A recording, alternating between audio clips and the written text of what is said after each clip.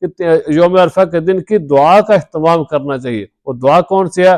فرمایا لا الہ الا اللہ وحدہ لا شریک لہ لہ الملک ولہ الحمد وہو علی کل شیء قدیر۔ یوم عرفہ کے دن کی دعا ہے، اس دعا کا اہتمام کرنا چاہیے۔ اور اسی کے بارے میں رسول اللہ صلی اللہ علیہ وسلم نے فرمایا سب سے بہترین دعا یوم عرفہ کی دعا ہے، اور سب سے بہترین بات یہ ہے جو میں نے کہی اور مجھ سے پہلے انبیاء نے کہی، اور وہ کیا ہے؟ فرمایا لا الہ الا اللہ وحدہ لا شریک لہ لہ الملک ولہ الحمد وہو علی کل شیء قدیر۔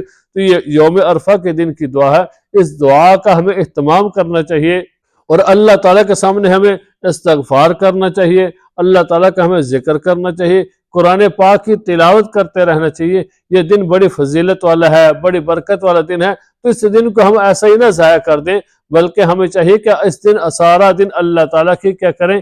عبادت کریں، اللہ تعالیٰ کو راضی کریں، اپنے گناہوں سے اللہ تعالیٰ سے معافی مانگیں، کیونکہ اللہ تعالیٰ جیسے جب بندہ معافی مانگتا ہے تو اللہ تعالیٰ اپنے بندوں کے گناہوں کو معاف کرتے ہیں۔ اور یہ جو دن ہے یہ تو ہے ہی گناہوں سے معافی کا دن ہے، دعا کی قبولیت کا دن ہے، تو اللہ تعالیٰ کے سامنے ہمیں دعا بھی کرنی ہے اور اللہ تعالیٰ سے اپنے گناہوں کی معافی بھی مانگنی ہے۔ یہ فضیلت والے دن سے ہم نے فائدہ اٹھانا ہے۔ اللہ تعالیٰ ہمیں عمل کرنے کی توفیق عطا فرمائے۔